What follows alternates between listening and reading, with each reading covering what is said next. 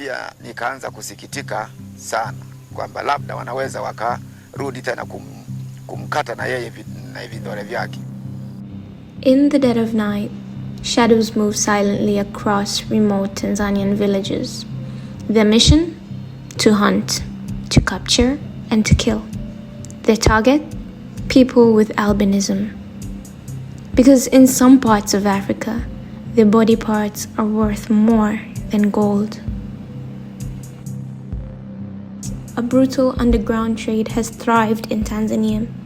Witch doctors claim that the bones, blood, and flesh of albinos possess mystical powers, able to bring wealth, cure diseases, and even make politicians win elections.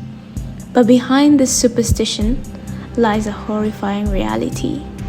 A market where human lives are auctioned off, hacked apart, and sold to the highest bidder.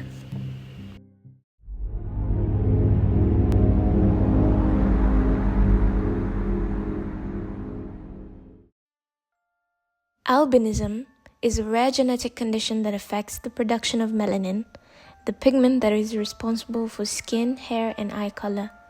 In Africa, the rate of albinism is significantly higher than the global average, yet, instead of being accepted, many people with albinism are outcasts, seen as ghosts, cursed beings, or supernatural entities. One of the first documented cases happened in August 2006, where a 34-year-old albino woman named Arithi was murdered in rural Mwanza region of Tanzania. Her arms and legs were cut off, a common pattern in these killings. Her body parts were reportedly sold to a witch doctor to use for ritual potions. Authorities later discovered that her own relatives had conspired in her murder, believing that they could profit from selling her body parts. Following Arithi's murder, cases skyrocketed across Tanzania, Burundi, and Malawi. Over 150 albinos were murdered between 2006 and 2016. The United Nations officially declared people with albinism at high risk of genocide in East Africa. Investigations revealed a black market for albino body parts where a single albino limb could sell for $2,000 to $3,000. Entire bodies could go up to $75,000, and politicians, business elites, and fishermen were among the buyers.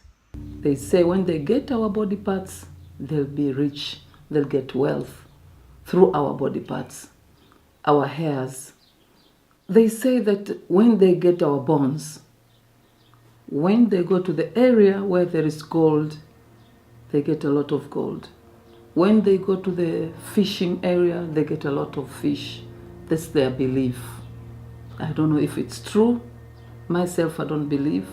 But I think they believe because they continue with the killings. And December 27th, if I'm not wrong, the girl called Pendo. Pendo was attacked. And they took Pendo. I don't know where they've taken her. Till today, we don't know where Pendo is, 4 years old. They've kidnapped from her mother. But I'm sure they have already killed her. They've taken what they need in the body, and maybe they've thrown other, or they've buried, because Pendo has not yet been found till today. In February, another boy, Johanna Bahati, 1 and 6 months. They attacked Johanna from her mother. After the second day, the body was found, but without legs, without hands. They've already chopped them off.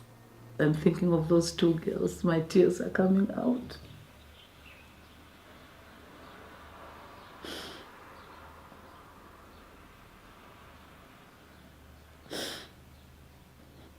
In May 2024, a tragic incident unfolded in Tanzania involving the abduction and brutal murder of 2.5-year-old Asimwe Novath, a child with albinism. Asimwe was taken from her home by unknown individuals who assaulted her mother before fleeing with the child. 18 days later, Asimwe's mutilated body was discovered in a water culvert in Malele village with several body parts missing. Following investigations, 9 suspects were arrested in connection with the murder, including Asimwe's biological father, a traditional healer, and an assistant parish priest. These individuals were found with body parts believed to belong to Asimwe, stored in plastic bags as they sought a buyer. Some victims live to tell their stories, marked by trauma, fear, and permanent scars.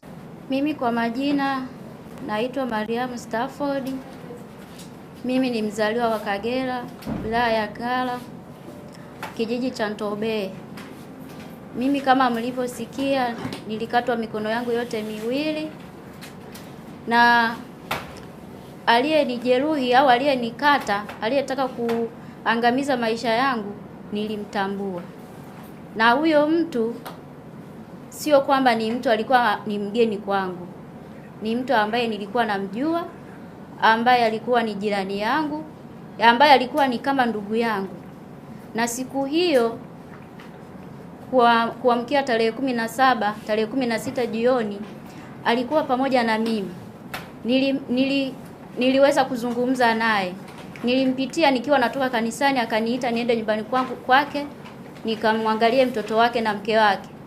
Mke wake alikuwa amejifungua siku hiyo. Na aliponisindikiza tulipoagana, akaniambia haiwezekani uniage bila kunipa mkono. Na ilikuwa ni mara yake ya kwanza mimi kwenda kutembea nyumbani kwake na yeye kunisindikiza kwenda nyumbani kwetu. Mara nyingi sana alikuwa akinisindikiza mke wake. Lakini niliona ajabu siku hiyo kusema ngoja mimi nikusindikize siku ya leo. Tulivyoagana akaniambia ni vizuri sana ukanipa mkono. Nikamwambia hata nikikuaga kwa mdomo inatosha. Akaniambia haiwezekani, nipe mkono ndo nitalizika. Nikampa mkono kwa sababu nilikuwa sina wasiwasi naye. Nikampa mkono, nikamuaga. Akaniambia basi ndo nimelizika. Lakini cha kushangaza na cha kusikitisha, usiku huo walikuja wakanivamia, na aliyetangulia mbele ya wale watu ni yeye mwenyewe huyo mtu. Akaja akawakabomoa mlango, wakaingia ndani, akakata mkono, yeye mwenyewe akakata mkono wangu wa kulia kwanza, akakata na mwingine wa kushoto, anawakabidhi wenzake. Nimeumia sana. Kwa nini sisi tuendelee kuuawa kama wanyama? Kama kuna kitu tumekosa, kesi zetu hazisikilizwi. Watu wanaotuua hawakuchukuliwi hatua yoyote. Watu wanaojifanya eti wenyewe wanatetea haki za binadamu hawatutetei. Wale watu wanaotuua ndio wanaotetewa. Sisi hatutetewi. Tunaonekana kama sisi ni vitu vya ajabu, kama sisi ni wanyama. Hatuna hadhi yoyote, wala hatuna hadhi yoyote ya kuishi. Along with suffering physical trauma, many of these survivors suffer from psychological trauma and PTSD, experiencing flashback, nightmares, and extreme fear of being attacked again. Many report feeling constantly watched and unsafe, even in their homes. Ninapata wakati mgumu sana kwa sababu sasa inabidi nitoke na zaidi ya watu 4, 5 mpaka 6. Na muda ambao mchana kabisa ni jua angavu ambalo kwamba yani nitoke ule muda ambao najua kwamba kuna usalama tosha. Na hata njia za kupita pia nakuwa sasa hivi nazichagua. Sasa hivi inabidi nipite sehemu ambao iko crowd kidogo. Kuna watu ambao wamejaa kidogo. Swala kama hilo akila kawaida leo likatokea. In response to national outrage, Tanzania's government has cracked down on the trade. Witch doctors have been banned, police have arrested traffickers, and shelters have been built for albino children. But is it enough? The problem remains. The buyers are powerful people, and many cases never reach court. Despite hundreds of reported murders, only a handful of people have been convicted. And in many villages, fear still lingers. Isaac gives me the contact of a witch doctor who is suspected of being involved in the albino trade. I pose as a customer who wants to become rich. and the witch doctor demands a banknote to start his ceremony. Naangalia njia zangu za kutafuta mambo ya mali kwenye upande wangu mimi mteja. He continues for half an hour talking about curses, black magic, and the need of special medicine to boost my luck and success. At this point, I started to ask specifically about the albino concoctions. But does he have the albino part already? Tunakuwa imechanganya na viungo vya albino humo sasa. Sababu siku hizi mambo ya albino kuja kama naweza kwamba mtu upate viungo vya albino ni shida sana. Kwa maana sisi tunauziwa mambo ya viungo, tunaenda kununua kwenye mambo ya nini? Ya vingira. Sawa. Vingira inamaanisha nini? Ni zile za viungo. Sisi tunaita vingira vya kuchanganya kwenye mambo ya dawa. Anakuja mtu anauza na kuzia. Sasa hizi ni adimu sana kupatikana. Isaac was right. This is one of the witch doctors who is fueling the albino body parts trade. He wants to sell me a potion for about $70. Ndani sasa ndo kuna dawa hii hapa tunatoa. So where is the albino bone? Where is it? I want to see. Tumeshafagia kwenye dawa kabisa hivi. You said they've crushed it in the medicine. Let me see. So the albino bone is here. Now, is it a young albino or an old albino? Kwa sababu sisi tunanunua za sio kama za wakubwa. Tunachukua za mdogo. Za mdogo. A young albino. Like a child. Kama mtoto.